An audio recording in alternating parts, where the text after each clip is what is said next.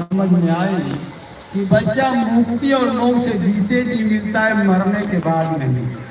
जो कहता है मरने के बाद वह धोखा है। बाबा जय गुरुदेव जी महाराज ने कहा था कि पत्ता तरुवर से गिरे कैसे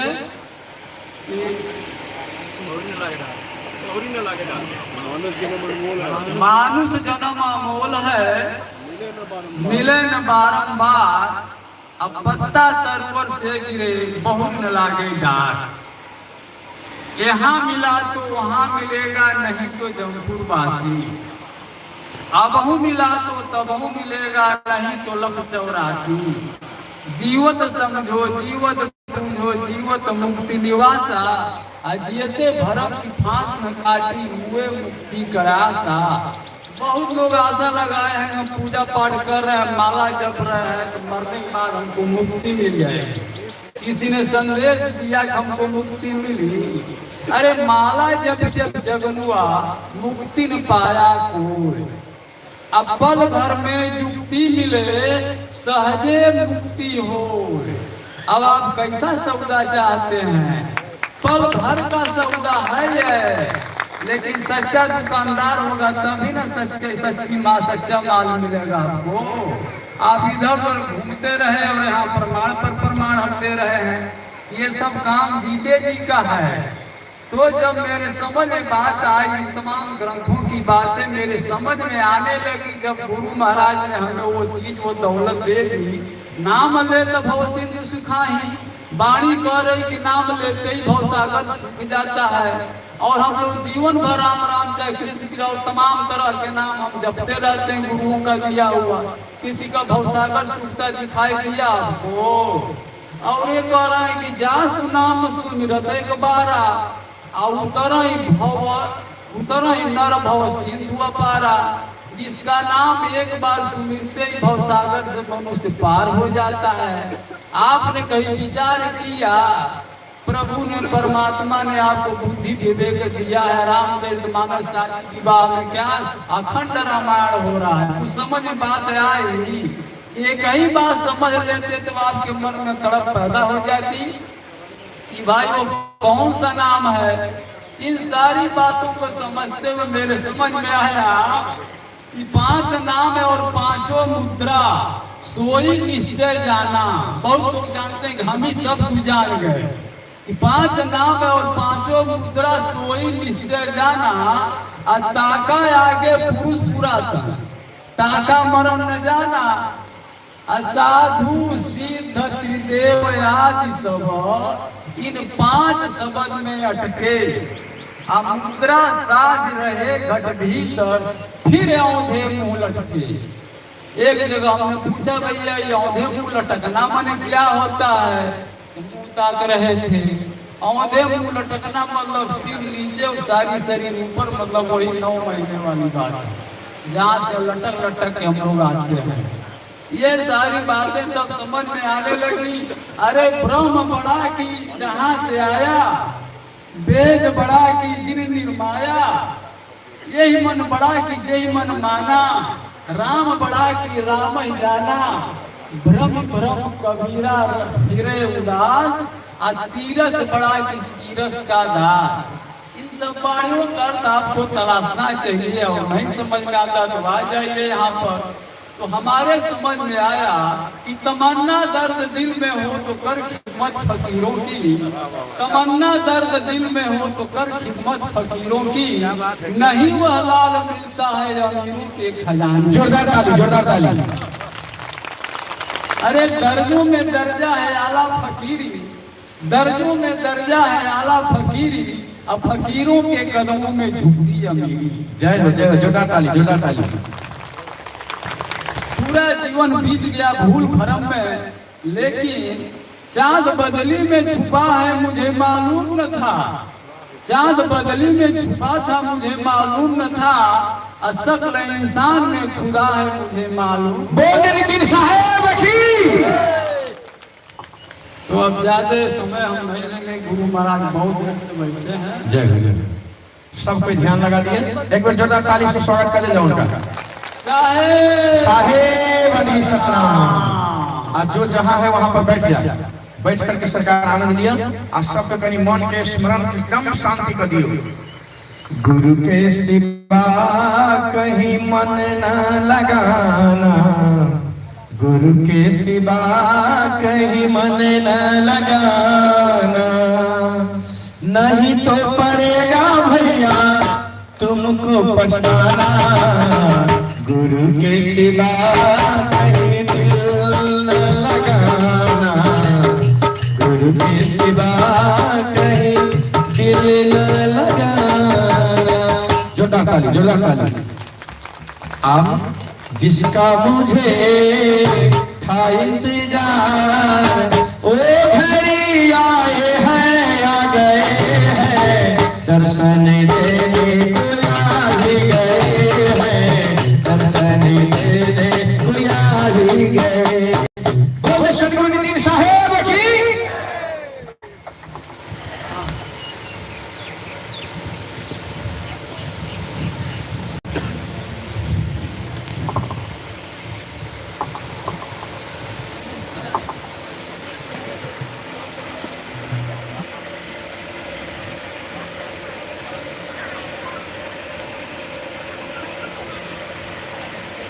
साहिब बंदगी सतनाम।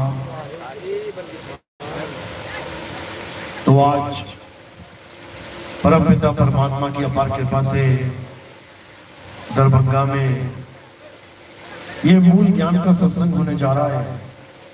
बहुत बड़े भाग होते हैं उन जीवों के जो अपने पूरे जीवन काल में एक बार भी इस मूल ज्ञान को सुन पाते हैं, और उससे भी बड़े भाग होते हैं उन जीवों के जो इस ज्ञान को थोड़ा सा भी समझ पाते हैं। क्योंकि सुनना आसान है, आए बैठे घंटा 2 घंटा सुन के चले गए, लेकिन इसको समझना बहुत मुश्किल है। ये ज्ञान केवल वही समझ पाते हैं जिन पर परमपिता परमात्मा की अपार कृपा होती है, जिन पर बंदी छोड़ की दया होती है, जिस पर गुरु की मोहर लगी होती है, केवल वही इस ज्ञान को समझ पाते हैं। बाकी सुन जरूर लेंगे, लेकिन उनके समझ में नहीं आएगा।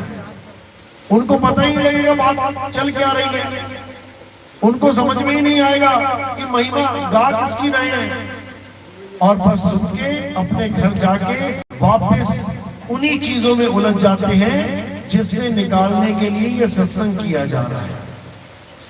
लेकिन जो परमात्मा के विवेक की हंस हैं, कहते हैं कोयल के बच्चे कौवे के घोंसले में होते हैं।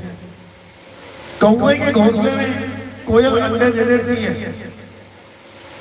कौवा उन बच्चों को पहचान नहीं पाता, क्यों? अंडे सेम होते हैं। सोचता है कि चलो फूटेंगे अंडे, निकलेंगे बच्चे, तब पहचान लूंगा। जब अंडे फूटते हैं, बच्चे निकलते हैं, तब भी नहीं पहचान पाता, क्यों? दोनों ही काले काले। अब जहां 4 बच्चे पालने थे वहां 8 बच्चे पालने पड़ रहे हैं, क्यों? 4 कौवे के 4 कोयल के अंडे। कोयल भी दूर से देखती रहती है कि हाँ बढ़िया है, लगा रहा बेटा, कोई बात नहीं। एक बार भी अपनी आवाज नहीं निकालता अपने बच्चों के पास, क्यों? क्योंकि अभी उड़ना नहीं आता। देखती रहती है, देखती रहती है। जब कौवा बच्चों को उड़ना सिखाता है तो सभी को सिखाना पड़ रहा है, सिखा देता है। जब वो बच्चे उड़ना सीख जाते हैं तब कोयल आती है और अपनी मधुर आवाज सुनाती है। उसकी आवाज सुनते ही कोयल के बच्चों के कान खड़े हो जाते हैं। कोयल के बच्चे पहचान जाते हैं कि ये हमारी माँ की आवाज है, और कोयल के बच्चे उस कौवे को छोड़ के अपनी माँ के पीछे पीछे पीछे चले जाते हैं और सदा सदा के लिए कौवे की जेल से आजाद हो जाते हैं। बोलिए परमपिता परमात्मा की। इसी प्रकार सतगुरु आते हैं कौवे के घोंसले में। कौवे का घोंसला कौन सा है पता है? हम सब कहां हैं इस वक्त? इस वक्त हम कहां बैठे हैं? कौवे के घोंसले में कौन सा कौवा का घोंसला? ये 3 लोग कौवे का घोंसला है, ये महा मृत्यु का घोंसला है, ये मृत्यु लोक एक घोंसला है। हम मृत्यु लोक में बैठे हुए हैं इस वक्त।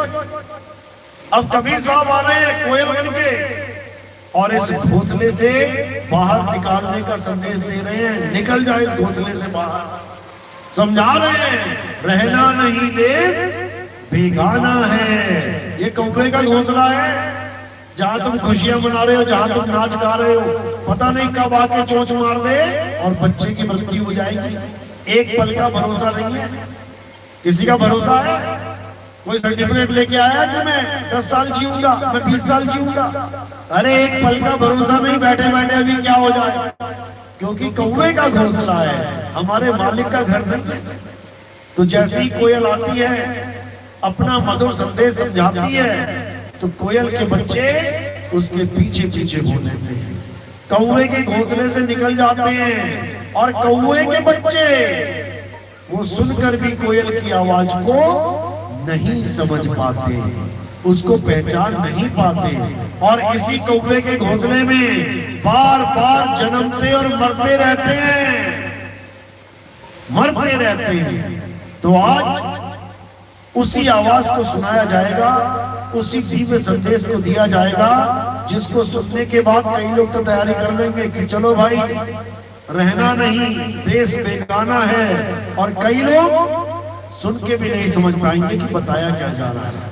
लेकिन मालिक से अरदास करेंगे कि ये आवाज जहां तक जा रही है, स्पीकर के माध्यम से, यूट्यूब के माध्यम से, लाइव चैनलों के माध्यम से, सब पर मालिक की कृपा हो, सब पर बंदी छोड़ की दया हो, और इस संदेश को सब समझ जाएं और अपने घर वापसी की तैयारी करें। घर वापसी का मतलब ये नहीं होता कि किसी को मुसलमान से हिंदू बना दिया तो कहते हैं घर वापसी हो गई, या किसी को हिंदू से मुसलमान बना दिया तो कहते हैं घर वापसी हो गई। बिल्कुल नहीं। घर वापसी का मतलब है हम इस मृत्यु लोक में आ चुके हैं, अपना घर छोड़ के अब जो घर वापसी की तैयारी करे उसको घर वापसी कहते हैं। धर्म छोड़ने को घर वापसी नहीं कहते, ये जगत छोड़ के अपने घर चले जाने को घर वापसी कहते हैं, क्योंकि ये हमारा घर है ही नहीं, ये एक जेल है, जेल। साहिब समझा रहे हैं, 3 लोक एक जेल है, पाप पुण्य तो जाल, और सारा जग भोजन बना खाने वाला काल। वो तुम्हें खा भी रहा है और तुमसे अपनी पूजा करवा भी रहा है। कैसे? गा भी रहे हो। क्या गा रहे हो? मारने वाला है भगवान। बताओ, मारने वाला भगवान होता है। अभी तुम्हें कोई 4 गठ मारे तो तुम कहोगे भगवान जी बहुत बहुत धन्यवाद आपका। अभी चले जाओगे, भागोगे बचने के लिए, और गा रहे हो मारने वाला है भगवान। अरे बचाने वाला है भगवान। बचाने वाला मारने वाले से बड़ा होता है।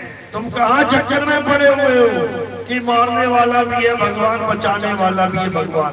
नेता है क्या भगवान कि खुद ही आग लगा के, खुद ही फायर ब्रिगेड वालों को फोन करके फिर खुद ही पाइप से आग बुझाते हुए फोटो खिंचवा के, पहले खुद ही आग लगाई और खुद ही फोटो खिंचवा रहा है? ऐसा होता है क्या भगवान? मारने वाला काल है, बचाने वाला परम पिता परमात्मा है। मारने वाला निर्दयी है और बचाने वाला दया का सागर है। गाते हैं ना, तू प्यार का सागर है। तो ये क्या कटारी लेके आ रहा है क्या, प्यार का सागर, या तलवार लेके आ रहा है मारने के लिए? समझो, ये कसाई है, काल कसाई है, और इसी काल से बचाने के लिए बंदी छोड़ सतगुरु कबीर साहब आते हैं। क्या समझा रहे हैं? बचना चाहो काल जाल से तो चीनो शब्द हमारा, और कहे कबीर अमर कर राखूं जो निज होए हमारा। तो आज इसी काल और अकाल का भेद समझाया जाएगा। क्या है काल और क्या है अकाल, उसके बाद शायद आपको ये समझ आ जाए कि हमें अगर किसी की पूजा करनी है तो किसकी करनी है। तो आज का सत्संग शुरू करने से पहले परम पिता परमात्मा के नाम पे जयकारा लगाएंगे और फिर सत्संग शुरू करेंगे।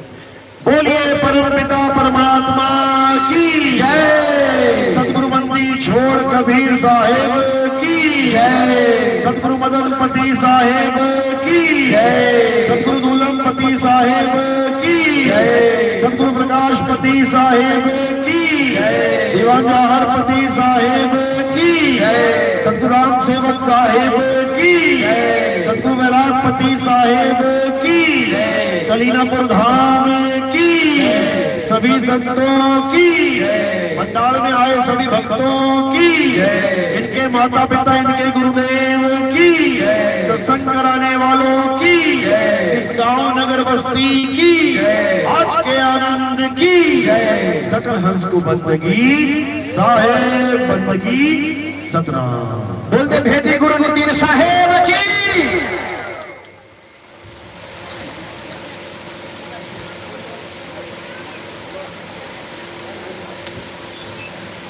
तो कबीर साहब चारों युगों में आते हैं, क्या करने आते हैं? हम सबको जगाने के लिए, हम सबको चेताने के लिए। सतयुग में आते हैं सत सुकृत नाम से, त्रेता में आते हैं मुनिंद्र नाम से, द्वापर में आते हैं करुणामय नाम से, और कलयुग में आते हैं कबीर नाम से। ये जो आप कबीर पंथ नाम सुनते हो, ये कलयुग में चला हुआ पंथ है, कबीर पंथ। सतयुग त्रेता द्वापर में कबीर नाम ही नहीं था। ये कलयुग आया तो कबीर साहब ने अपना नाम कबीर रखवाया, खुद रखा गया ये नाम उनका, उन्होंने खुद रखा है, ये किसी की देन नहीं है। जैसे बाप बेटे को नाम देता है, दशरथ जी ने नाम दिया राम, तब बेटे का नाम राम पड़ा। देवकी ने बच्चे का नाम दिया कृष्ण, तो कृष्ण का नाम पड़ा। आपका नाम आपके माँ बाप ने रखा या आपके गुरुजनों ने रखा, तो आपका नाम पड़ा। लेकिन एक कबीर साहब ऐसे हैं जिनका नाम कोई रखता ही नहीं है, वो स्वयं चुनते हैं अपना नाम। तो कलयुग में उन्होंने अपना नाम क्या चुना? कबीर। कब चुना था? जब लहर तारा तालाब पे काशी में एक जुल्हा जुलाहिन नीरू नीमा चले जा रहे थे, रास्ते में प्यास लगी, तालाब साथ में था, तालाब में पानी पीने में आ गई, देखा वहां पर एक छोटा सा बच्चा कमल के फूल पे बैठा हुआ है। उसके अपना कोई बालक नहीं था, जिसको लोग कहते हैं विधवा ब्राह्मणी का बालक है कबीर। किसी ने उसको ब्राह्मणी बना दिया और किसी ने उसको मुस्लिम जुलाहा जुलाहिन बना दिया। कोई नहीं जानता उनकी सच्चाई, लेकिन जो चल रहा है चलने दो, कोई बात नहीं, इससे कोई फर्क नहीं पड़ता, क्योंकि ये बहस का मुद्दा ही नहीं है।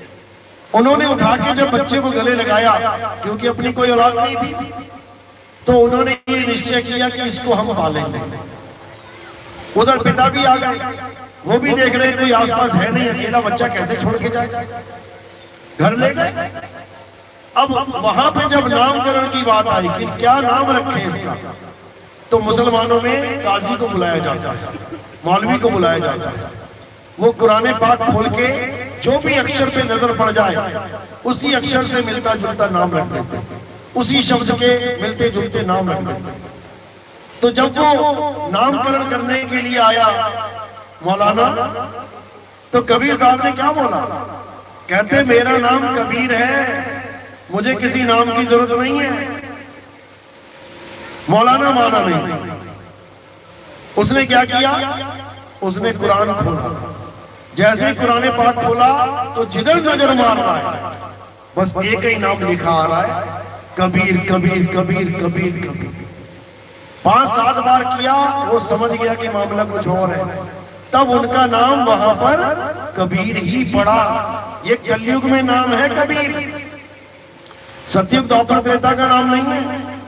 तो इसी कबीर नाम से बंदी छोड़ सतगुरु हम जीवों को चेताने के लिए आते हैं, हम जीवों को जगाने के लिए आते हैं।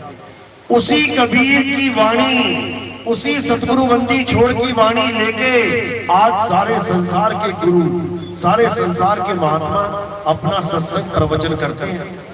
यहाँ तक कि कबीर साहब जिस मंदिर के, जिस मस्जिद के घोर विरोधी थे, पूजा पाठ के घोर विरोधी थे, उस मंदिर पर भी आप कबीर साहब की वाणी लिखी देखी जा सकती है। देख लो जाकर, गले के ऊपर लिखा होगा, चिड़िया चोंच भर ले गई, नदी ना घटे और नीर, और दान दिए धन ना घटे, कह गए संत कबीर। ये वाणी तो लिखी होगी मंदिरों में, लेकिन ये नहीं लिखी होगी। कौन सी वाली? पाथर पूजे हरि मिले तो मैं पूजू पहाड़, ये क्यों नहीं लिखी है? क्योंकि ये लिख देंगे तो मामला गड़बड़ हो जाएगा। इसलिए जहां फायदा हो रहा है वो ले लो, और जहां नुकसान हो रहा है उसे छोड़ दो, कोई बात नहीं। जीव बुद्धि है, कुछ भी कर सकती है। लेकिन हमने आज ये समझना है कि आखिर कबीर साहब के आने का मकसद क्या है। क्या इस दुनिया में नामों की कमी थी? क्या इस दुनिया में पूजा पाठ की कमी थी? क्या इस दुनिया में आरतियों की, हवन यज्ञ की कमी थी, जो कबीर साहब को आना पड़ गया? कबीर साहब के आने का मकसद क्या है? जब तक हमें मकसद नहीं पता लगा, तब तक हम कबीरपंथी हो ही नहीं सकते, हो ही नहीं सकते। तो कबीर साहब के आने का मकसद क्या है, आज अच्छे से समझना है। कबीर साहब के आने का मकसद है काल जाल से छुड़वाना। किसको छुड़वाना? छुड़वाया किसे जाता है? जो बंधन में होता है। बंधन में कौन है? जीव है। ये जीव बंधन में है। जीव को बंधन से छुड़वाने वाले को क्या कहते हैं? बंदी छोड़ कहते हैं। इसलिए कबीर साहब का नाम है बंदी छोड़। बंदी छोड़, बंदी नहीं, बंदी जीव है। और जो लोग कहते हैं कि जीव ही परमात्मा है, जीव ही सब कुछ है, वो बंदी को ही बंदी छोड़ समझ बैठे हैं। कबीर साहब समझा रहे हैं, बहु बंधन में बांधिया एक बेचारा जीव। ये जीव क्या है? बेचारा है। बेचारा कभी परमात्मा नहीं होता, बेचारा कभी ज्ञानी नहीं होता, बेचारा बंदी होता है।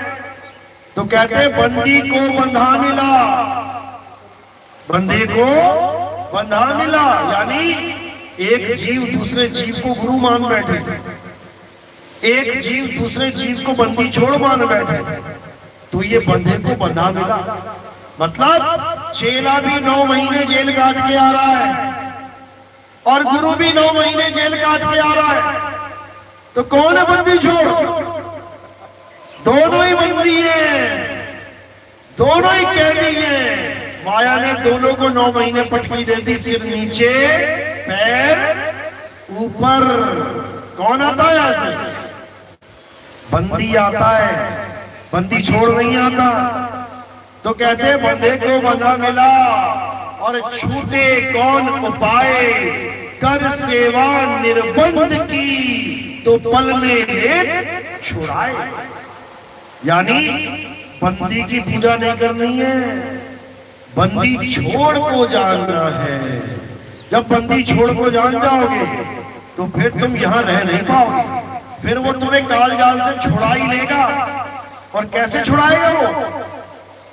कैसे छुड़ाएगा? मंत्र देगा क्या कि मंत्र जप लेना काल भगवान आएगा, तो ये मंत्र मार देना काल भगवान बेहोश हो जाएगा? ऐसा नहीं है भाई। तुम्हारे मंत्र से एक मक्खी मच्छर नहीं मार पाओगे। तो तुम्हारे कमरे में 4 मच्छर घुस जाएं, मारना जरा मंत्र कौन सा आता है तुम्हें? एक भी मच्छर नहीं मरेगा तुम्हारे मंत्र से। ऑल आउट लगानी पड़ेगी, अगरबत्ती लगानी पड़ेगी, तब भागेंगे। या फिर दोनों तालियां बजाओ हाथों से, ठक ठक। अरे ये वाली नहीं, मच्छर मारने वाली। मच्छर मारते ना दोनों हाथों से, या ताली बजाओ या ऑल आउट लगाओ, मंत्र से थोड़ी नहीं मरेगा। जब एक मच्छर नहीं मर रहा मंत्र से, तो काल भगवान कैसे मरेगा मंत्र से? नहीं मरेगा। तो काल भगवान से कैसे बचाएंगे बंदी छोड़? उसका एक तरीका है। क्या तरीका है? जैसे धरती के पास तुमने लोहा छोड़ा, तो लोहा कहां जाएगा? धरती उसको खींच लेगी। धरती ने लोहे को खींच लिया, अब धरती बंधन में डाल रही है, लोहे को खींच रही है, अपने आप उठ नहीं सकता, 1 सेंटीमीटर भी नहीं उठ सकता। फेंक के देख लेना, 1 सेंटीमीटर भी नहीं उठ सकता। अब इसको कैसे बचाया जाए? बंधन मुक्त कैसे किया जाए? बिना छुए एक चुंबक ले जाना उसके पास। जब चुंबक लेके जाओगे तो क्या होगा? इतनी बड़ी धरती है, इतनी बड़ी, वो धरी की धरी रह जाएगी, और छोटी सी चुंबक क्या करेगी? लोहे को खींच लेगी। बस इसी तरह बंदी छोड़ छुड़ाते हैं। कैसे छुड़ाते हैं? लोह चुंबक की प्रीत ज्यो, लोह को लेत उठाए, ऐसा शब्द कबीर का, काल से लेत छुड़ाए। काल भगवान भी खींच रहा है तुम्हें, और बंदी छोड़ भी पूरी ताकत लगाएंगे, तो काल की ताकत धरे के धरे रह जाएगी, और साहिब तुम्हें खींच के अपने पास बुला लेंगे। तो जब लोहा चुंबक के पास जाता है, तो कौन सी चाल से जाता है? विहंगम चाल से। विहंगम चाल यानी सीधे धरती से उठा और सीधे अपने मंजिल पे पहुंच जाए। बीच में कोई रुकावट नहीं आएगी, कोई स्टॉपेज, क्योंकि कई गुरुजी क्या कहते हैं, परमात्मा तक पहुंचने के लिए तुम्हें 5 जगह रुकना पड़ेगा, 5 रूहानी मंडलों में रुकना पड़ेगा। पहला स्टॉप आएगा, फिर दूसरा स्टॉप आएगा, फिर तीसरा स्टॉप आएगा, फिर चौथा स्टॉप आएगा। ये सब अज्ञान है, छोड़ दो, ये सब अज्ञान है। परमात्मा तक पहुंचना है, एकदम चाल वाला गुरु धारण करना पड़ेगा। ये गरीदास जी समझा रहे हैं वाणी में कि सतगुरु के लक्षण कहूं अचल विहंगम चाल, हम अमरापुर ले गए, मुझे परमात्मा तक ले गया मेरा गुरु। कैसे ले गया? विहंगम चाल से। विहंगम चाल, यही कबीर साहब समझा रहे हैं। शब्द विहंगम चाल हमारी, कहे कबीर सतगुर दई तारी, खुले कपाट शब्द झनकारी, पिंड अंड के पार सो देश हमारा है। यानी हम अपने देश को कैसे पहुंचाएंगे, अपने जीव को? विहंगम चाल से। पक्षी की तरह उड़ता हुआ जाएगा वो। और कौन से पक्षी का उदाहरण दिया? अलल पक्षी। अलल पक्षी, अलल पक्षी के बारे में बताया गया कि अलल पक्षी हमेशा आसमान में ही रहता है, लेकिन एक बार वो ऐसा नीचे आया कि वो नीचे का ही होके रह गया। अब उस अलल पक्षी को वापस उसके घर भेजना है, तो उसको उसकी चाल बतानी पड़ेगी। भूल गया वो अपनी चाल, अब उस पक्षी को दोबारा से उड़ना सिखाना पड़ेगा। इसी को कबीर साहब ने बोला है, शब्द विहंगम चाल हमारी। विहंगम का मतलब होता है पक्षी की चाल, विहंग का मतलब होता है पक्षी। तो जो गुरु विहंगम चाल को नहीं जानते, वो तुम्हें कहीं ना कहीं भरवा देंगे। मंत्रों में, जंत्रों में, पूजा पाठ में, हवन यज्ञ में, तीर्थों पे, मूर्ति में, कोई नदियों के स्नान में, कोई पर्वतों की परिक्रमा में, कहीं ना कहीं उलझा देंगे।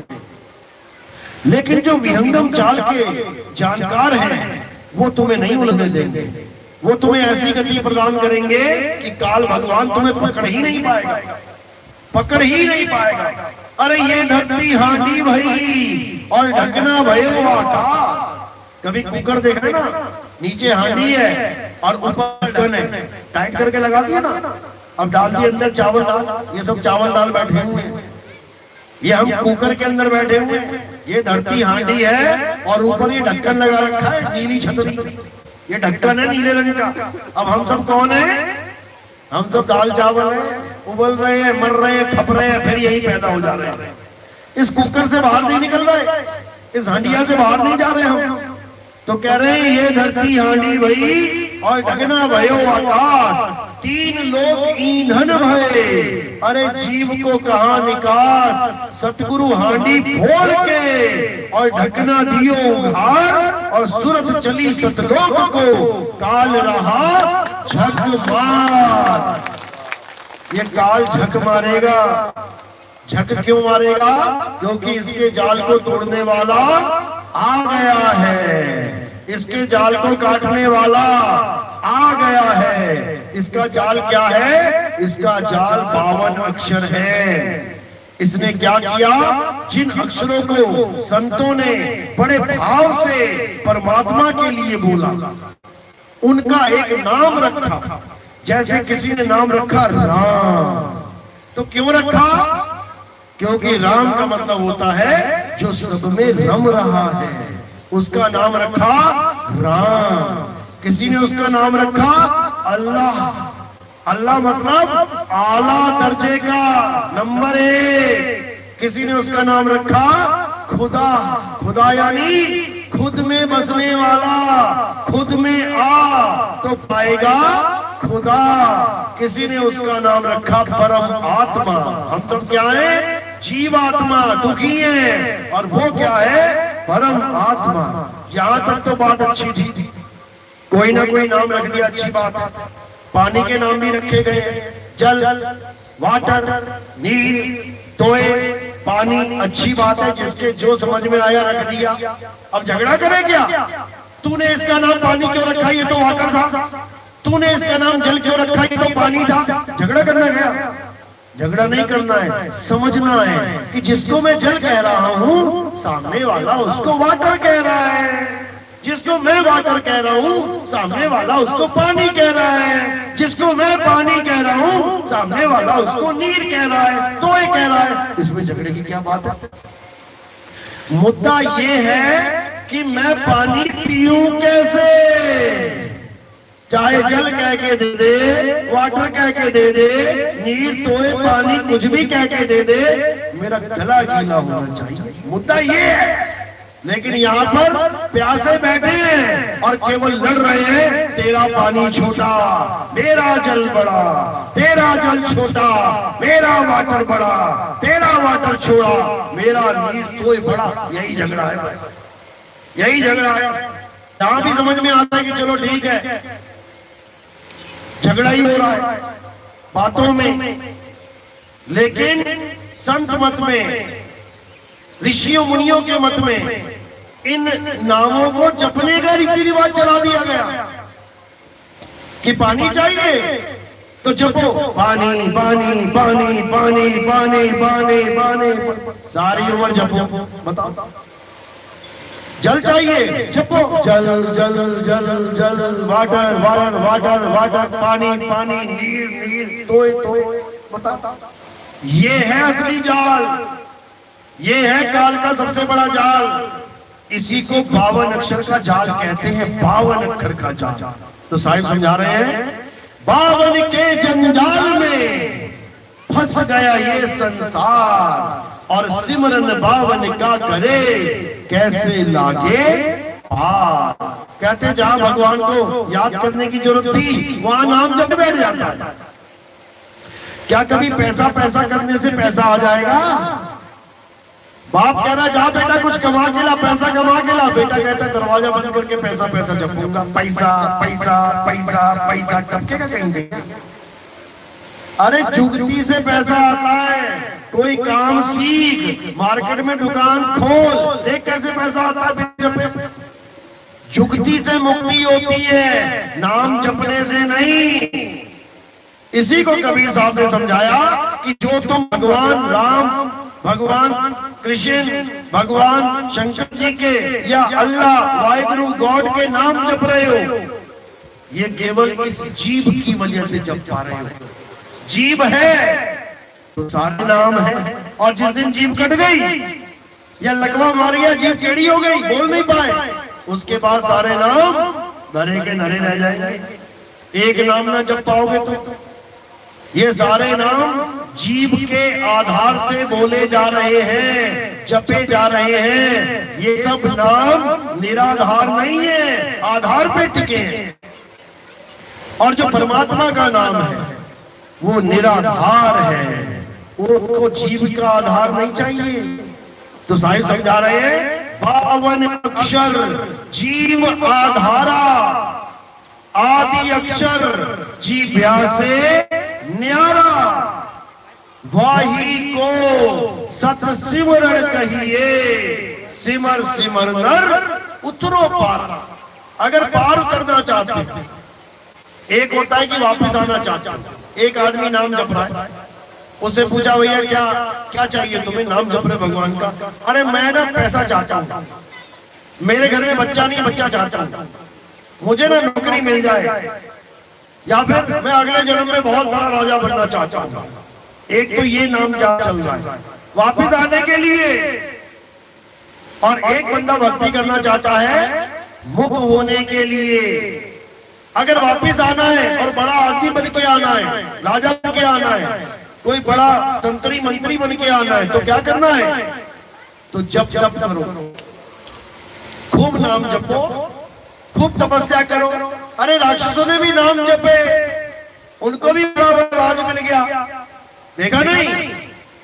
कोई राक्षस नाम जप रहा है, इतना जपा कि भगवान को ही आना पड़ गया। शंकर जी आ गया, ब्रह्मा जी आ गया, विष्णु जी आ गया, अब वरदान मांग रहा राक्षस।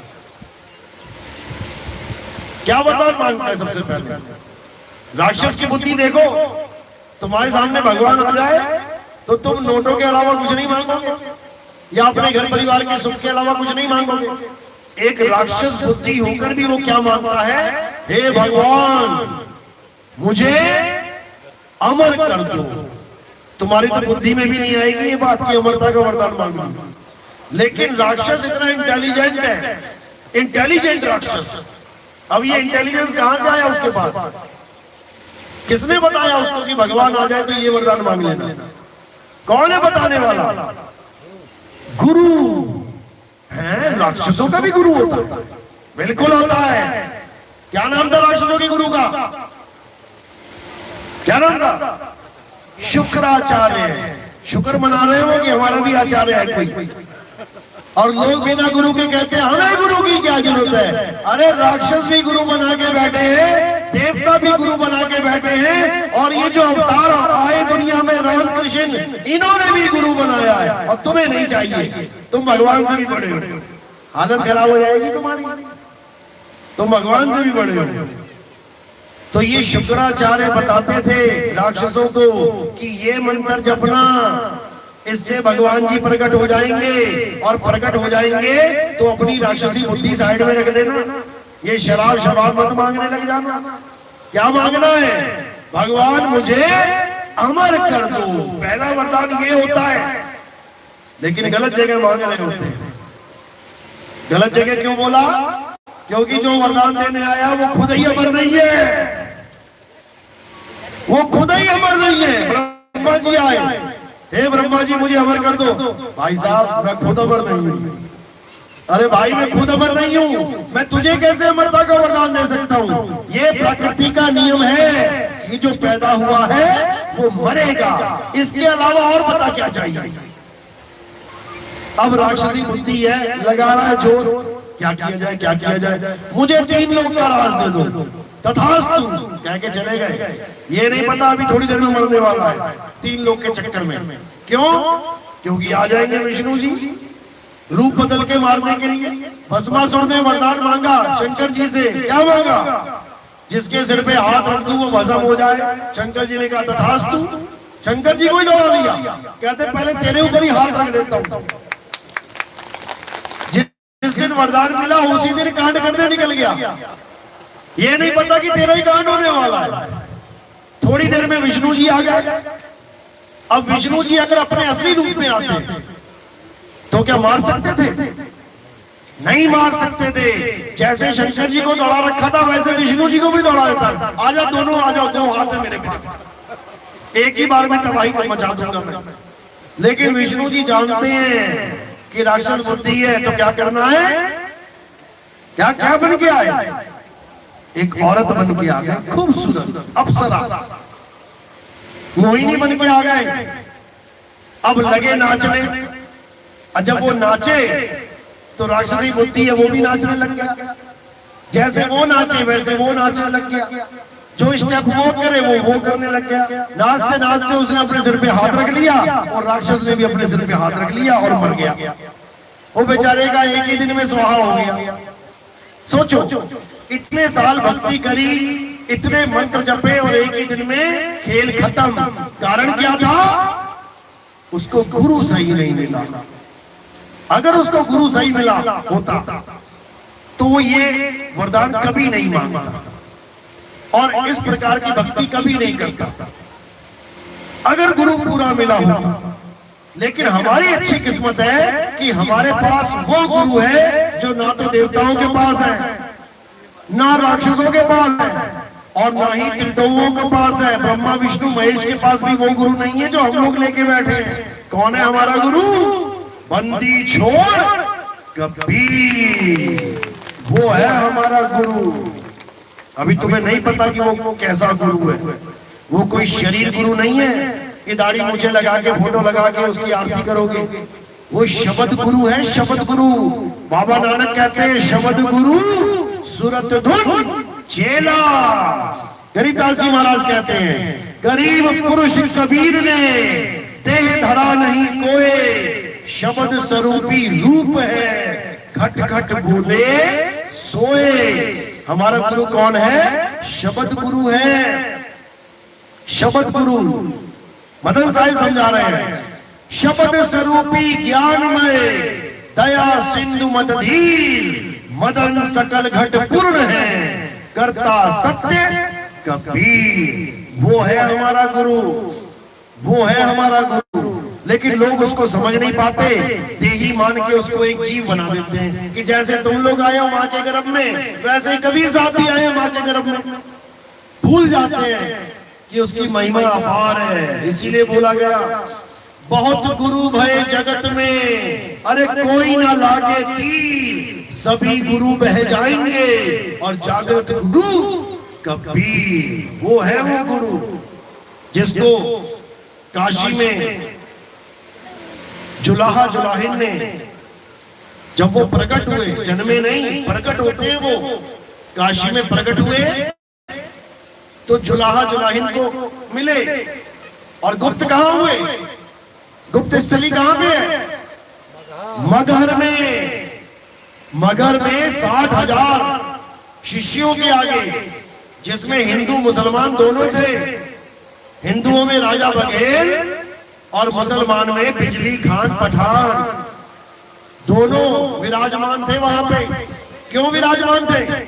क्योंकि कबीर साहब ने संदेशा दे दिया था कि अब हमारा जाने का समय हो गया, हमारी लीला समाप्त, जो अंतिम दर्शन करना चाहता है आ जाए। चले गए दोनों चेले, एक हिंदू एक मुसलमान। अब बैठे बैठे बतिया रहे हैं आपस में, ऐसा करेंगे कि अब कबीर साहब तो जाने वाले हैं तो उनकी लाश को जलाने का प्रोग्राम बनाया जाए। अब बिजली खान पठान कह रहे हैं क्या बात कर रहे हैं? अरे वो हमारे गुरु जी हैं, हम अपने गुरु को जलने देंगे? हम तो उनकी कब्र बनाएंगे। अब दोनों सलाह कर रहे हैं और क्या हो रहा है? बहस हो रही है तगड़ी। तलवारें खींचने का मौका आ गया, गर्दनें कटने का मौका आ गया, एक ही गुरु के दो चेले आपस में लड़ने का मौका आ गया। तो कबीर साहब समझ गए कि मामला गड़बड़ है। तो क्या किया उन्होंने? उन्होंने कहा मैं कुटिया में जा रहा हूं, अंदर आ जाना थोड़ी देर बाद, और जो चाहते हो वो कर लेना। जैसे ही अंदर गए तो क्या आवाज आई बाहर से? खोलो पर्दा, है नहीं मुर्दा, मिथ्या युद्ध कर डाला, ए मूर्ख नादाना, तुमने हमें नहीं पहचाना। तो जब दोनों अंदर गए तो वहां पे चादर पड़ी हुई थी लाश के ऊपर, क्योंकि कबीर साहब जैसे लेटे थे चादर तान के सो। अब जब उन्होंने चादर हटाई तो देखा वहां लाश ही नहीं है, वहां पर क्या पड़ा मिला? फूल ही फूल। तो दोनों ने क्या किया? अब क्या जलाए और क्या दफनाए? उन्होंने आधे आधे फूल लेके अपने अपने रीति रिवाज के हिसाब से, एक ने समाधि बना दी, एक ने मजार बना दी। आज भी वो समाधि और मजार मगर में स्थित है। देख के आना चाहते हो तो देख आना, पास ही है, ज्यादा दूर नहीं है। लेकिन कई लोग ये भ्रम फैलाते हैं कि कबीर साहब के फूल मिले थे, इसका मतलब ये नहीं कि वो फूल थे। वो किसको फूल बता देते हैं? जो जलने के बाद हड्डियां बचती है ना, तो कहते हैं फूल चुगने जाना है, हड्डियों को फूल बता रहे हैं वो। उन मूर्खों को इतनी भी बुद्धि, इतनी भी अकल नहीं है कि जहां पर तलवारें खींचने की बात चल रही है वहां पर वो उसको कोई जलाने देगा क्या? एक लाश नहीं, वहां कई लाश बिक जाती। जब मुसलमान तलवार लेके खड़े हैं, बिजली खान पठान खड़ा है, उसके सामने क्या कबीर साहब की लाश को जलाया जा सकता है? इतनी भी अकल नहीं है इन कबाड़पंथियों को, जिन्होंने कबीर साहब के बारे में क्या फैला दिया कि वो फूल नहीं थे, वो हड्डियां थी। बताओ। और कबीर साहब क्या कह रहे हैं? संतो अविगत से चला आया, कोई मेरा भेद मरम ना पाया, ना हम लीना गर्भ बसेरा, बालक होए दिखलाया, संतो अविगत से चला आया। हाड चाम लहू ना मेरे घर दासी, और चूल्हे का सुत आन कहाया, जगत करे मेरी हंसी। हंसते हैं लोग, अरे इसने राम जी कृष्ण जी को छोड़ के वो जुलाहे कबीर को परमात्मा बता रहा है। हंसते हैं लोग, क्योंकि उनकी बुद्धि उतनी ही है जितनी मालिक ने दी है। आगे का ज्ञान उनकी समझ में नहीं आ सकता। कबीर साहब देह पुरुष नहीं है, कबीर साहब विदेही है, विदेही। ये देह क्यों धारण करी है? जीवों को जगाने के लिए, जीव कल्याण के लिए। थे विदेह देह धर आए, काया कबीर कहाए। जीवों की मुक्ति के लिए काया धारण करके आए हैं कबीर साहब। उनको काया माया की जरूरत नहीं है। और कैसी काया है उनकी? तेज पुंज की काया है, प्रकाश पुंज की।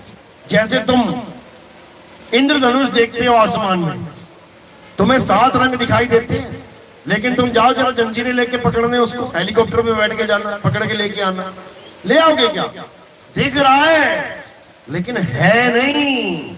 इसी प्रकार कबीर साहब दिखते थे कि सामने गुरुजी खड़े हैं, पर थे नहीं थे। 52 कसलियां ली गई उनकी, मारने के लिए, जलाने के लिए, गाड़ने के लिए। गोलियां मारी, तोप के गोले मार दिए, तलवारें मारी, सब कुछ करके देख लिया, लेकिन वो ना मरने में आए। गुरु ग्रंथ साहब तक में वाणी लिखी है, गंगा की लहर में मेरी टूटी जंजीर और मृगशाला पे बैठे कबीर। गंगा की लहर में जंजीरें बांध के कबीर साहब को फेंक दिया, पत्थर बांध के फेंक दिया कि डूब के मरेगा। कहते गंगा की लहर में मेरी टूटी जंजीर और मृगशाला पे, जैसे मृगशाला पे आराम से बैठे होते हैं, मृगशाला क्या बन गई? लहरें बन गई। मृगशाला पे बैठे कबीर। ये तब की बातें हैं जब शेख तकी और राजा महाराजा मिलके उनकी कसनी ले रहे थे, उनकी परीक्षा ले रहे थे, लेकिन हर परीक्षा में बंदी छोड़ पास होते गए। क्यों? वो आम पुरुष है ही नहीं, वो जीव है ही नहीं, वो तो जीवों को जगाने के लिए आए हैं। तो कैसे जगाते हैं? 2 प्रकार के नामों का भेद बता के जगाते हैं। एक प्रकार का नाम क्या है? जो इन जीव से जपा जाता है, जो बोला लिखा पढ़ा जाता है, जो इंसानों ने बनाया है। और दूसरे प्रकार का नाम क्या है? जिसको किसी ने नहीं बनाया, जो परमपिता परमात्मा का अपना नाम है, जिसे सतनाम कहते हैं। सत्य क्यों कहते हैं उस नाम को? क्योंकि परमात्मा सत्य है। सत्य किसे कहते हैं? जिसका कभी ना तो जन्म और ना ही कभी मृत्यु हो, उसे सत्य कहते हैं। जैसे हम कहते हैं अपनी भाषा में, आत्मा सत्य है। हे अर्जुन, इस दुनिया में 2 प्रकार के तत्व हैं। अध्याय 2 16वां श्लोक, उसमें पूरी व्याख्या है, पढ़ो उसको। कहते हैं, हे अर्जुन, इस दुनिया में 2 प्रकार के तत्व हैं, एक असत्य और एक सत्य। असत्य क्या है? जो जन्मता और मर जाता है, जो बनता और बिगड़ जाता है, जो पल पल बदलता है, जो सदा एक सा नहीं रहता, वो असत्य है। तो क्या है असत्य? ये सारा संसार असत्य है। आज पेड़ कैसा है कल कैसा हो जाएगा, आज धरती इधर है कल उधर हो जाएगी, आज पानी इधर है कल उधर हो जाएगा, आज बच्चा पैदा हुआ कल मर जाएगा, आज ये हुआ कल वो हो जाएगा। हर चीज परिवर्तनशील है। इस तीन लोक में हर चीज परिवर्तनशील है। जो भी परिवर्तनशील है वो असत्य है, असत्य। तो सत्य क्या है? हे अर्जुन, आत्मा सत्य है। आत्मा का ना तो कभी जन्म होता है ना कभी मृत्यु होती है। आत्मा सदा एक रस अखंड अविनाशी है। आत्मा कभी नहीं बदलती। आत्मा सदा सदा रहती है। यह है सत्य। तो क्या करना है? अब इन दोनों में से निबेड़ा कर लेना है। हमें असत्य चाहिए या सत्य चाहिए? असत्य की पूजा करने वाला असत्य को प्राप्त होता है, सत्य की पूजा करने वाला सत्य को प्राप्त होता है। समझो, दो ही चीजें हैं, एक अखंड और एक खंडित। अब हमें क्या पाना है? अखंड को पाना है या खंडित को पाना है? अगर हम खंडित को पा जाते हैं तो वो क्या कहलाता है? पाखंड। पा यानी प्राप्त करना। कहते हैं मैंने सोना पाया, मुझे इनाम मिल गया, इनाम पाया, पैसा पाया। तो पा यानी प्राप्त करना, लेकिन कौन सी वस्तु मिल गई? खंडित, खंड मिल गया। तो क्या बन गया ये? पाखंड। और हमें चाहिए क्या था? बोल दे सदगुरुदेव की। Mike operator. तो हमें अखंड चाहिए था, अखंड। अब ये अखंड क्या है? अखंड का मतलब जिसका खंडन ना हो सके। मूर्तियां खंडित हो जाती हैं, हवन यज्ञ खंडित हो जाते हैं, बड़ी बड़ी पूजा खंडित हो जाती है। क्या खंडित नहीं होता? तो कबीर साहब समझा रहे हैं, अखंड साहिब का नाम और सब खंड है। बोल दे सदगुरु कबीर साहेब की, भेदी गुरु नितिन साहेब की, साहेब नहीं सतनाम। तो क्या करना है? पाखंड को छोड़ना है। पाखंड यानी जो खंडित वस्तु को प्राप्त करे।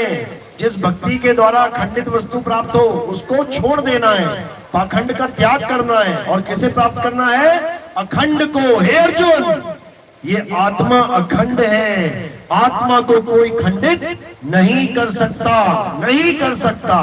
नैनम छिन्दन्ति शस्त्राणि नैनम दैति पावका न चैनम क्लोदंता पे ना शोषति मारुता। हे अर्जुन, इस आत्मा को ना तो कोई शस्त्र छेद सकता है, काट सकता है, ना अग्नि जला सकती है, ना वायु सुखा सकती है, ना जल भिगो सकता है। इस आत्मा का कोई कुछ नहीं बिगाड़ सकता।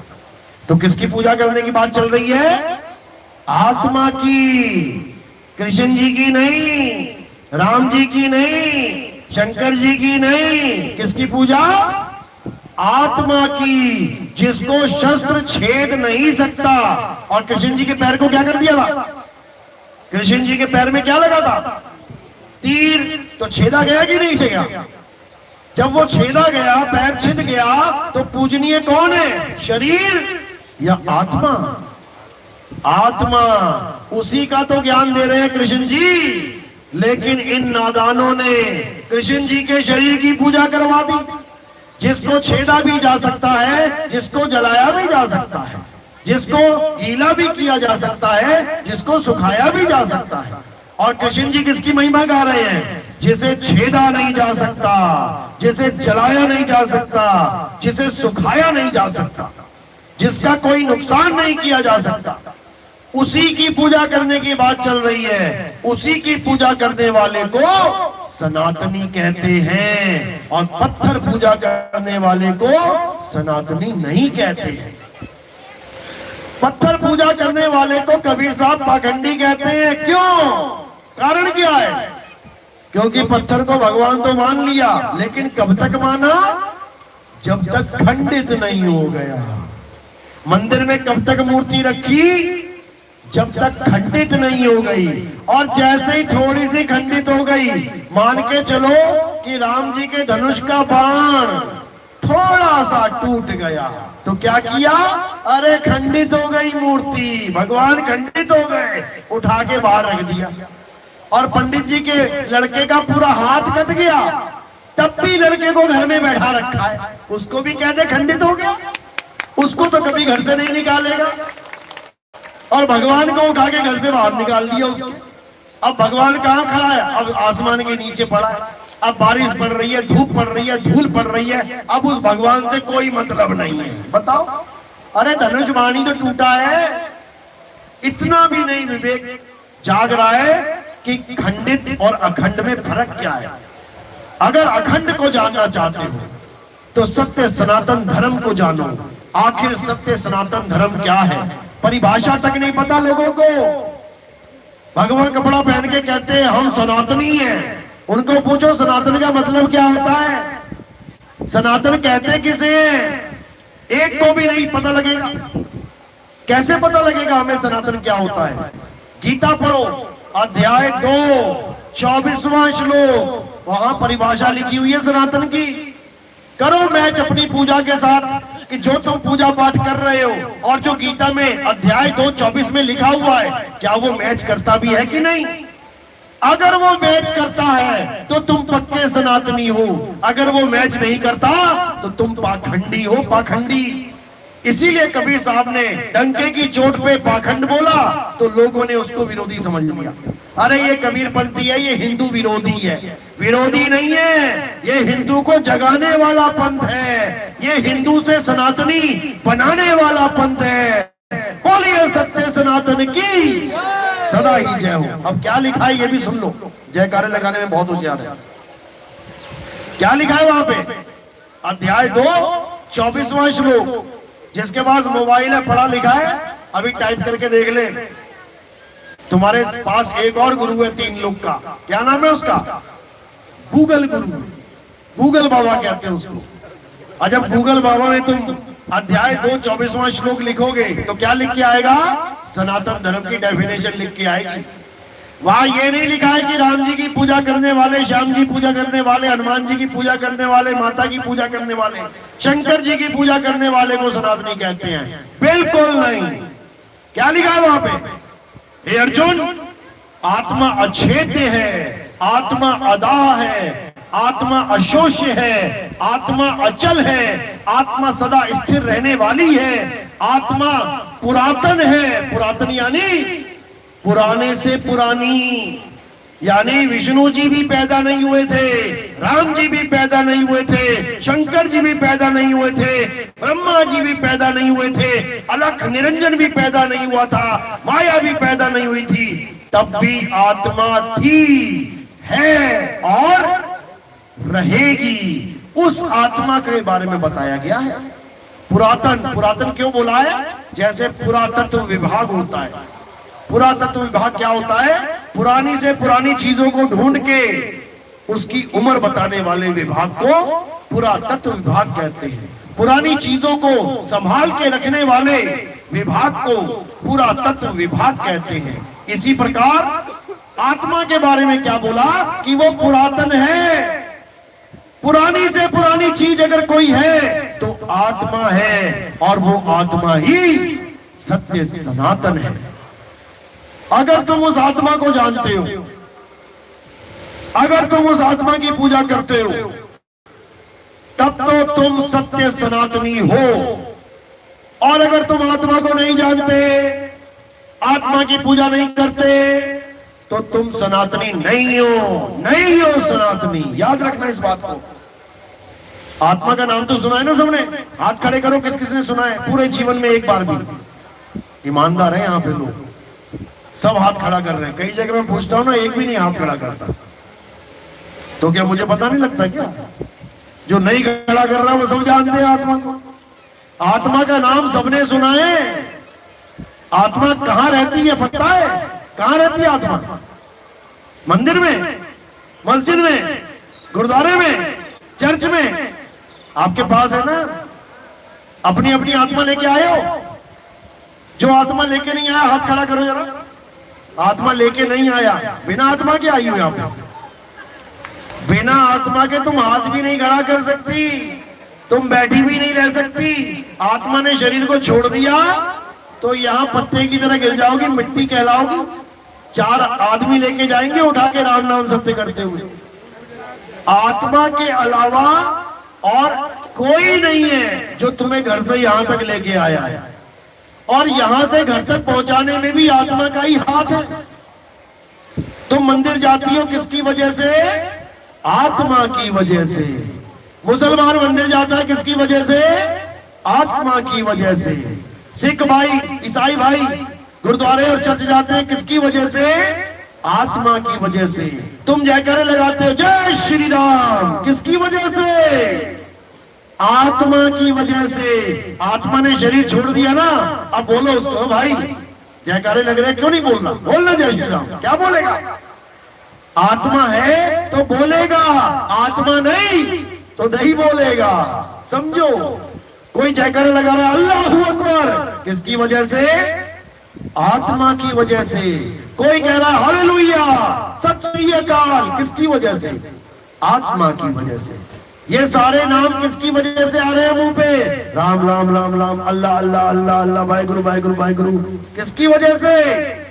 आत्मा की वजह से। तो आत्मा है तो नाम है, आत्मा नहीं तो नाम नहीं। ये नाम बनते और बिगड़ जाते हैं, ये नाम बदल जाते हैं, लेकिन आत्मा बनती बिगड़ती नहीं है, कभी बदलती नहीं है। तो किसके पीछे पड़ना है? नामों के या आत्मा के? आत्मा के। किसको प्रेम करना है? इन नामों को या आत्मा को? आत्मा को। किसको सत्य मानना है? जो बनते हैं उनको, जो कभी बनता ही नहीं है उसको। समझो, जो बनने बिगड़ने से न्यारा है वो आत्मा है। उसी की महिमा कृष्ण जी गीता में समझाते हैं। हे अर्जुन, आत्मा ही नाम ले लो। जितने नाम तुम्हें पता है उसमें से कोई भी एक नाम ले लो और देख लेना वो जिंदा है कि मुर्दा हो जाएगा, वो मरेगा कि नहीं मरेगा। एक भी नाम ले लो, कुछ भी बोल दो, कुछ भी बोल दो, आत्मा के अलावा कुछ भी बोल दो, भगवान का ही नाम ले लो। कृष्ण, अब लगाओ जरा जोर दिमाग में।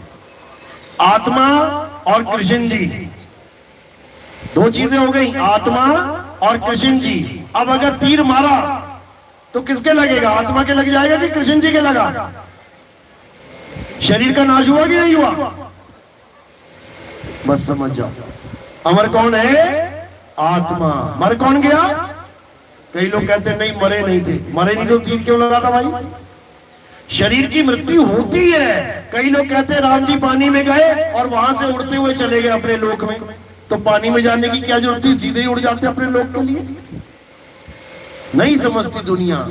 कौन सा पानी में गया शरीर और कौन सा अपने धाम को गया, इन दोनों में भी फर्क है। समझो, कौन सा पानी में गया? स्थूल शरीर। कौन सा धाम को गया? सूक्ष्म शरीर। कौन सा कब्रिस्तान में जाता है? स्थूल शरीर। स्वर्ग नरक कौन भोगता है? सूक्ष्म शरीर। स्थूल जाता है अग्नि में और सूक्ष्म जाता है अपने कर्मों के अनुसार।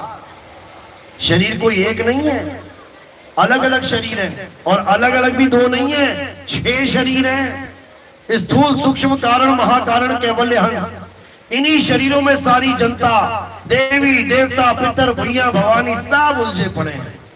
कबीर साहब सारी देह का खंडन करते हुए आत्म तत्व का ज्ञान देते हैं। उसी आत्म तत्व को परम तत्व कहते हैं और नाशवान तत्वों को 5 तत्व कहते हैं। तो कबीर साहब समझा रहे हैं, कह रहे हैं ये वाली माला छोड़ और ये वाली माला पकड़। श्वासा की कर सिमरनी, कर अजपा का जाप। ये मंत्रों को छोड़ और अजप्पा यानी जिसको जपा नहीं जा सकता उसका जाप कर। मंत्रों का जाप मत करने लग जाना। मंत्र तो झूठ है, तंत्र मंत्र सब झूठ है, इनमें न भर में कोय और सार शब्द यानी परम तत्व जाने बिना कागा हंस न होए। परम तत्व को जानना है तो कह रहे श्वासा की कर सिमरनी और कर अजपा का जाप। परम तत्व का ध्यान धर, परम तत्व का ध्यान धर। सो हम आपे आप। इस एक दोहे को अगर किसी विवेकी पुरुष ने सुन लिया, उसको समझ में आ जाएगा कि करना क्या था, इस जन्म में करने क्या आए थे और कर क्या बैठे। कहते हैं श्वासा की कर सिमरनी, यानी ये माला फेरना बंद कर दे। 100 माला, 108 माला, 1008 माला छोड़ इसको, और किसको माला बना ले? श्वासों को। यानी जब तक सांस चल रही है तब तक सिमरन कर। सुबह चल रही है ना, दोपहर में भी चल रही है, शाम को भी चलती है, सोते हुए चल रही है। वाह क्या बात है, तुम सो रहे हो और माला चल रही है। और हाथ वाली माला चलेगी क्या सोते सोते? यही गिर जाएगी। ऐसी माला पकड़ जो 24 घंटे चल रही है। श्वासा की कर सिमरनी और कर अजपा का जाप। उसको मत जपना जो गुरुजी ने पकड़ा दिया है। हिंदी के नाम, पंजाबी के नाम, उर्दू के नाम, फारसी के नाम, अंग्रेजी के नाम, ये सारे नाम भाषा के आधार पे हैं। हिंदुस्तान में पैदा हो गया गुरु चेला तो हिंदी के नाम दे रहा है। बताओ, परमात्मा को केवल हिंदी के नाम पता है, उसी से मुक्ति होगी। और वही गुरु चेला अंग्रेज बन जाए तो अंग्रेजी में नाम दे देगा। अब परमात्मा को अंग्रेजी भी आ गई। वही गुरु चेला अरब में पैदा हो गए तो अरबी में नाम दे रहा है। अब परमात्मा अरबी के नाम से मुक्ति देगा। वही जापान में पैदा हो गया, चाइनीज में, पुर्तगाल में, अलग अलग भाषाओं के नाम जप के सोच रहा है कि मेरी मुक्ति हो जाएगी। एक की भी नहीं होने वाली, क्योंकि परमात्मा पाने के लिए किसी नाम की जरूरत है ही नहीं।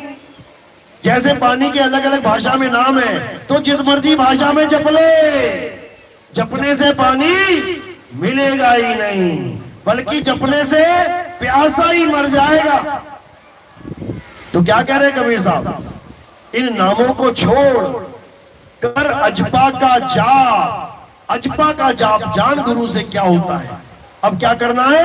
परम तत्व का ध्यान धर, यानी इन 5 तत्वों की काया माया को त्याग दे, छोड़ दे, ध्यान हटा ले वहां से। 5 तत्व यानी नाशवान तत्वों को छोड़ और परम तत्व यानी आत्म तत्व को जान, तब होगा तेरा कल्याण। तो क्या कह रहे हैं? श्वासा की कर सिमरनी, कर अजपा का जाप, परम तत्व का ध्यान धर, सो हम आपे आप। अब ये क्या मतलब है इसका? सो हम आपे आप, इसका मतलब जिसे तू ढूंढ रहा है वो तू ही हो जाएगा। यानी जो तू सो हम, जैसा तू वैसे हम, इसी को बोला गया है। सोई जाने हो जी देई जनाई, और जानत तुम ही हुई जाई। यानी हे परमात्मा, ये तेरी दया है कि तूने मुझे मेरा असली स्वरूप बता दिया, और जब मैंने अपने असली स्वरूप को जाना तो ही मोही, मोही तो ही अंतर कैसा। फिर कोई अंतर ही नहीं रहा, अंतर ही नहीं रहा। मैं भी एक अविनाशी, परमात्मा भी अविनाशी, अंतर ही नहीं रहा। उसने अपने जैसा ही बना लेना है। गंगा नदी समुद्र को ढूंढती रही और जिस दिन समुद्र में गिरी समुद्र ही हो गई। यानी ये जीव अपने पीव से जुदा होकर जीव कहला रहा है। जब ये अपने पीव में समाएगा तो ये पीव ही हो जाएगा, जगदीश ही हो जाएगा। इसी को बोला बहुबंधन में बांधया एक बेचारा जीव, और केवल छूटे आपने जो न छुड़ाए पीव। पीव छुड़ाएगा तुम्हें। तो कहते कोटि तो ब्रह्मा भय और कोटि भय ईश, साहिब तेरी बंदगी से ये जीव होए जगदीश। तो मालिक अपने आप में तुम्हें संभालेगा और तुम्हारा जन्म मरण का चक्कर खत्म हो जाएगा। ये सूरत वापस उसी शब्द में लीन हो जाएगी जहां से ये आई है। इसी को बोला है जाप मरे अजपा मरे, अनहद भी मर जाए, और सूरत समाए शब्द में वाको काल ना खाए। बोलिए परमपिता परमात्मा की सदा ही जय हो। किस किस को मेरी बात समझ में आई? हाथ खड़ा करो। जिसको भी ईमानदारी से, अभी सवाल पूछूंगा मैं, ये तो वो बात हो गई, टीचर कहता किस किस को समझ में आया लेसन, सारे बच्चे हाथ खड़ा कर रहे हैं, क्यों? जल्दी पीछा छूट जाए, जल्दी छूटे और टीचर जाए अपना। और जब टीचर कहेगा मैं पूछूंगा तो सारे हाथ नीचे। समझो, आप लोग एक दूसरे को अच्छी तरह जानते हो, मैं नहीं जानता आप लोग को। आप लोग को एक दूसरे की शक्लें अच्छे से पता है। जिसने हाथ उठाया देख लो अपने पड़ोसी को। अब तुम्हारी ड्यूटी है उसको समझाना।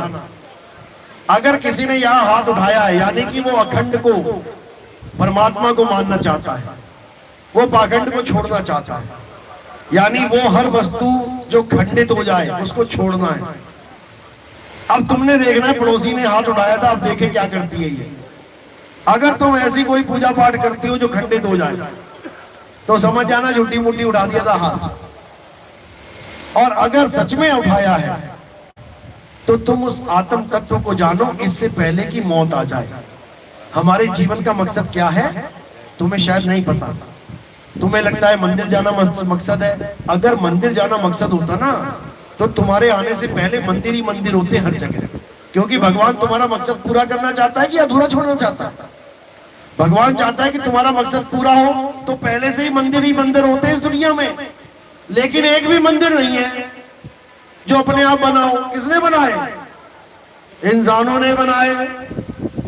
एक भी मस्जिद नहीं है जो अपने आप बनी हो। किसने बनाए? इंसानों ने बनाए। एक भी गुरुद्वारा, एक भी चर्च ऐसा नहीं है जो पहले से बना हो। किसने बनाए? इंसानों ने बनाए। क्योंकि जब दुनिया की शुरुआत थी तब इंसान भी नहीं थे। मंदिर मस्जिद तो कहां से होंगे? यानी इंसान ने अपने मन के कहने पे मंदिर मस्जिद गुरुद्वारों का निर्माण किया क्योंकि उसको लगा शायद हमारे जीवन का मकसद ये है। जबकि जीवन का मकसद ये नहीं है। जीवन का मकसद क्या है? इससे पहले कि मौत आ जाए तुम अमर हो जाओ। अमर। कौन कौन अमर होना चाहता है? हाथ खड़ा करो। अमर होना चाहता है? अमर कर दिया जाएगा। पक्की सही बता रहा हूं। ब्रह्मा विष्णु महेश अमर नहीं कर सकते लेकिन सत्संग अमर कर सकता है तुम्हें। कौन कौन अमर होना चाहता है? हाथ खड़ा करो। बस तुम्हारा खेल खत्म ही है। इतना बड़ा वरदान मिलने वाला था, अमर होने वाले थे तुम, लेकिन तुम हाथ भी ना उठा पाए। कबीर साहब कहते हैं अमर करूं सतलोक पठाऊं और ताते बंदी छोड़ कहाऊं। मजाक समझ लिया क्या तुमने इस वाणियों को? वो सच में अमर कर देते हैं। एक मौका और दे रहा हूं मैं। कौन कौन अमर होना चाहता है? हाथ खड़ा करो जरा। दुगने हो गए पहले से ज्यादा। कर लो नीचे, कोई बात नहीं। एक आखिरी मौका और। कौन कौन अमर होना चाहता है? हाथ खड़ा करो। 4 गुना हो गए। धीरे धीरे अकल आ रही है, कोई बात नहीं। अमर कैसे होते हैं ये समझ लो। जो नहीं भी होना चाहता कोई बात नहीं, मरते जन्मते रहो, लेकिन अमर होते कैसे ये समझ लो, शायद तुम्हारे काम आ जाए। एक बाबा आया, उसने क्या कहा? भैया एक सांप घूम रहा है यहाँ पे गांव में, जंगल से आ गया। उसकी जड़ी बूटी है तुम्हारे ही गांव में। अब उसका ज्ञान दे रहा है वो कि एक सांप घूम रहा है, किसी को भी काट सकता है, लेकिन अगर वो काट ले तो एक जड़ी बूटी ऐसी है जो ऊपर से पीली नीचे से नीली है। उसकी पहचान क्या है? ऊपर से पीली और नीचे से नीली है। अगर तुम्हें वो सांप काट ले तो उस जड़ी बूटी को खा लेना, वहां है, उस पेड़ के पास लगी हुई है। अगर ये ज्ञान तुम्हें पता लग जाए तो बताओ किसका नुकसान है? पूरे गांव में किसी का नुकसान है? अगर उसको ये पता लग जाए कि अगर सांप काट ले तो इस जड़ी बूटी से मेरा इलाज हो जाएगा, किसको लगता है ये ज्ञान प्राप्त करने से नुकसान होगा? एक का भी नुकसान नहीं है। और फायदा सबका फायदा। पता नहीं किसे काट ले। अरे वो सांप तो पता नहीं किसे काट ले, ये काल रूपी सांप तो सबको काटेगा। सबको, सबकी मौत निश्चित है। एक एक इंसान अपनी मौत लिखवा के आया है दुनिया में। अब तुम्हें जो जड़ी बूटी में बता रहा हूं ये ऐसी जड़ी बूटी है कि वो सांप के काटने पर भी तुम्हें मरने नहीं देगी। कौन कौन लेना चाहता है जड़ी बूटी? हाथ खड़ा करो जरा। अभी भी नहीं समझ में आ रहा था, अब समझ लो। समझाना मेरा फर्ज है।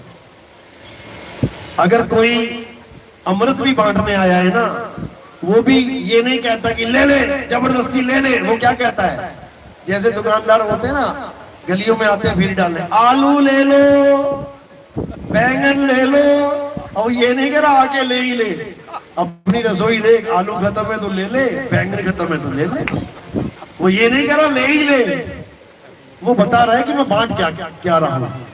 तो क्या कह रहे हैं कबीर साहब, हम हैं व्यापारी सत्य नाम के, अमर नगर मेरो गांव, कोई ले लो रे, ले लो साहिब का नाम, साहिब का नाम।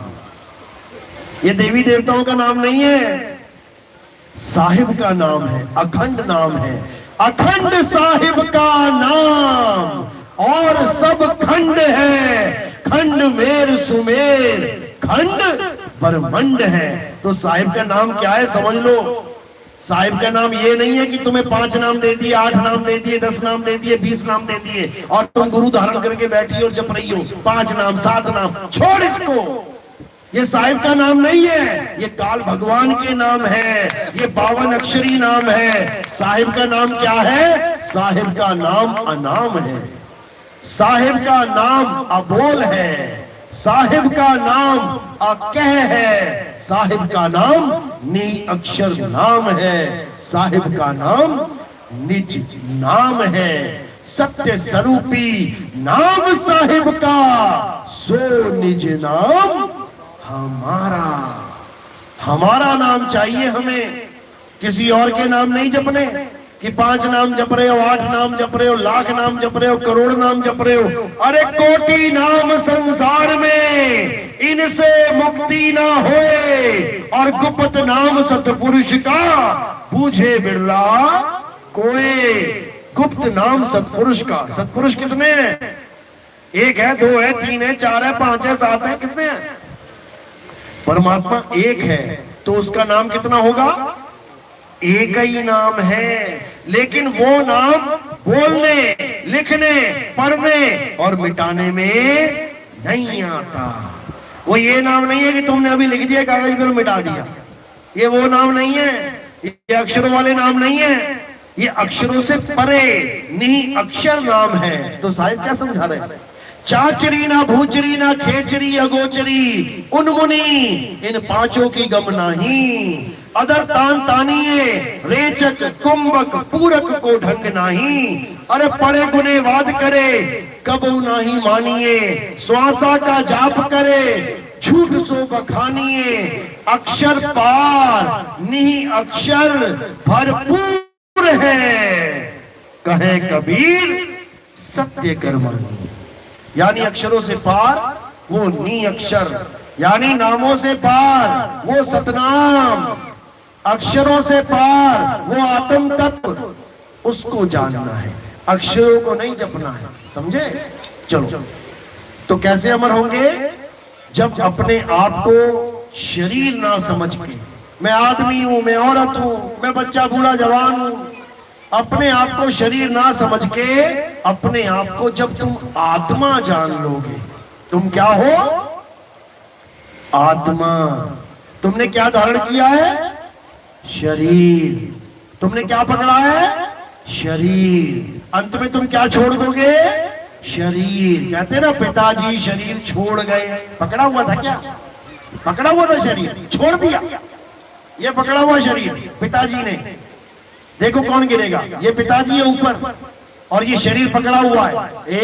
ये कौन गिरा, कौन गिरा, अरे पिताजी गिर गए, पिताजी गिर गए। पिताजी नहीं गिर गए, जो पकड़ा हुआ था ना पिताजी ने वो गिर गया। कौन, कौन, शरीर। शरीर गिर गया, वो सड़क पे पड़ा है, पिताजी नहीं गिर गए, पिताजी ने तो छोड़ दिया। समझो, तो पिताजी कौन है, आत्मा। और शरीर क्या है, 5 तत्वों का पुतला। गिर गया पुतला, आत्मा ने छोड़ दिया तो गिर गया पुतला। तुम किसका संस्कार करोगे, पिताजी का या पुतले का, किसका संस्कार करने जा रहे हो, मेरे पिताजी का संस्कार है। अच्छा, पिताजी का संस्कार है। तोता और पिंजड़ा, तोता आत्मा और पिंजड़ा ये शरीर। तोते ने पिंजड़ा छोड़ दिया, उड़ गया। अब तुम संस्कार किसका करने जा रहे हो, तोते का या पिंजड़े का, अब पिंजड़े का संस्कार करने जा रहे हो, सोच रहे हो कि तोते को मुक्ति मिल जाएगी। वो तो पहले ही उड़ गया, वो तो पहले उड़ गया। तोते का संस्कार नहीं कर सकते तुम पिंजड़े का, लोहे का संस्कार करने जा रहे हो, बताओ। और कह रहे हैं पंडित जी संस्कार नहीं करोगे तो तोते को मुक्ति नहीं मिलेगी। तोता तो पहले ही उड़ गया, वो तो पहले ही उड़ गया, संस्कार कैसे करोगे तोते का? पहले पकड़ के लेके आ तोते को, पंडित जी का जन्म बीत जाएगा तोते को पकड़ते पकड़ते। वो पिंजड़े को ही तोता माने बैठा है।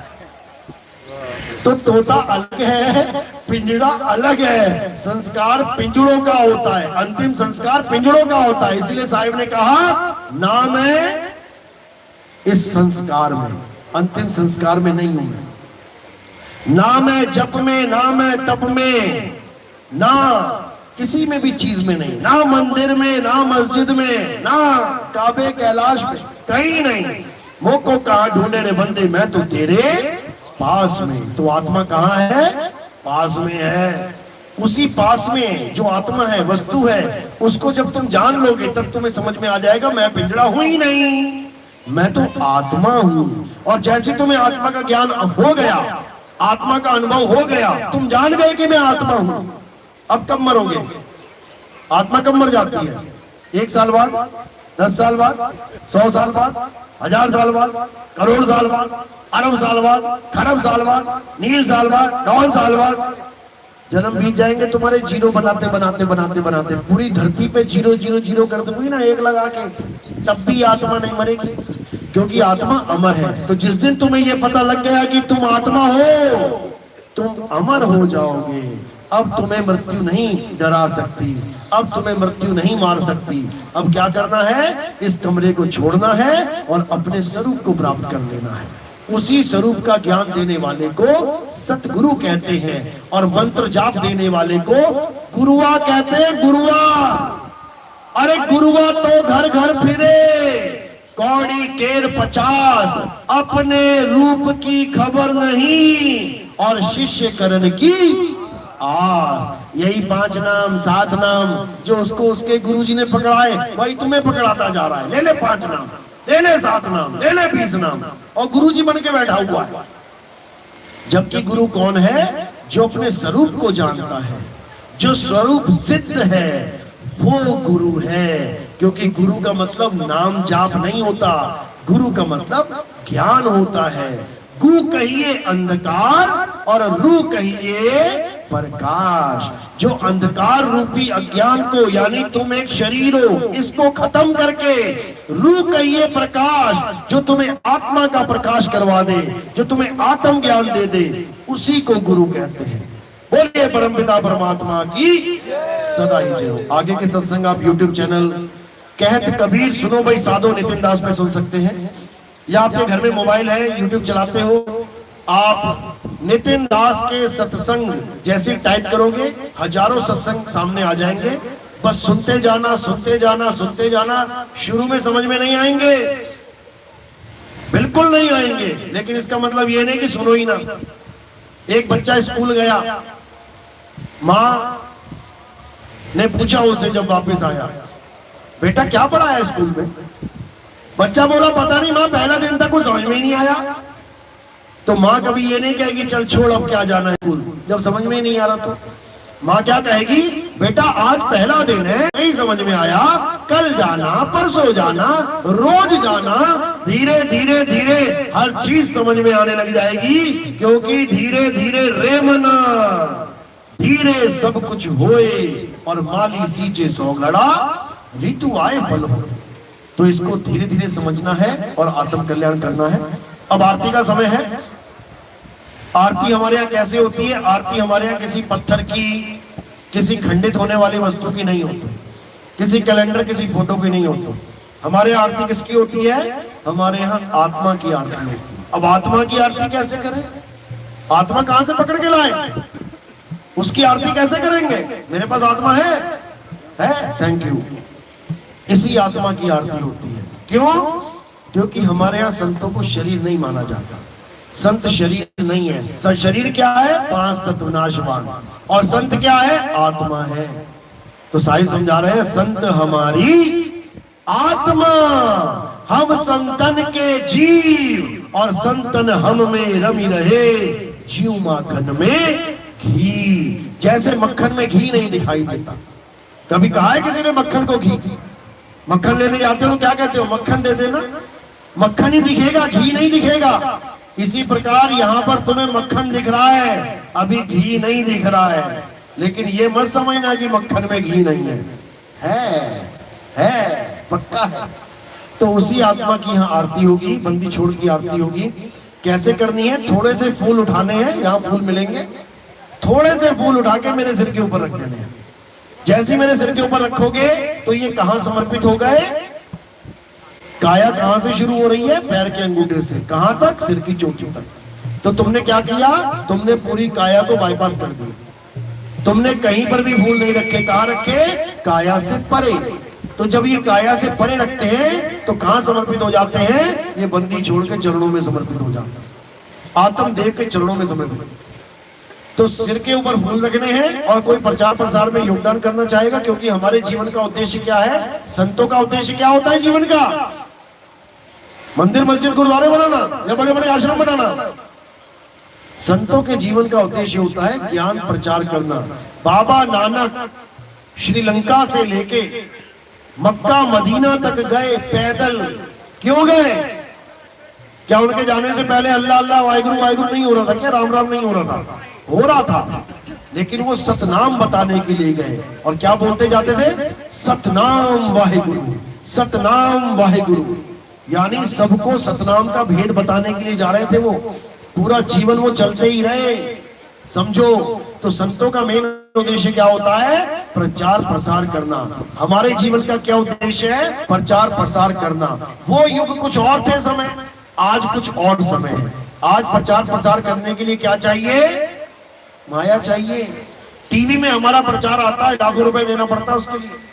आप घर में जब टीवी खोलोगे तो साधना चैनल और ईश्वर टीवी, इन दोनों में हमारा प्रोग्राम आता है। और भी बाबा लोग आते हैं उसमें। वो बाबा लोग सुबह से शाम तक क्या बोलते रहते हैं? नाम जपो, राम नाम जपो, राधे राधे जपो, ये जपो, वो जपो। जैसे ही बाबा बोल के जाता है इतने में मैं आ जाता हूँ। और मैं क्या बोलता हूँ? नाम जाप छोड़ो, नाम जपना छोड़ो। अब जो दर्शक होते हैं वो कहते हैं 1 घंटा बाबा कहता रहा नाम जाप करो, नाम जाप करो। ये बाबा कह रहा है नाम छोड़ो, ये चक्कर क्या है? एकदम खोपड़ी घूमने लग जाती है। उसके बाद खोज चालू हो जाती है कि कैसे बात करें, कैसे मिले इनसे। तो मैंने नीचे नंबर दे रखे हैं अपने, 1 नहीं 2 दे रखे, 2 नंबर दे रखे हैं मैंने अपने। तो लोग फोन करते हैं उसी वक्त। America, Germany, Japan, Canada, France, Italy, पता नहीं कौन कौन से देश से लोग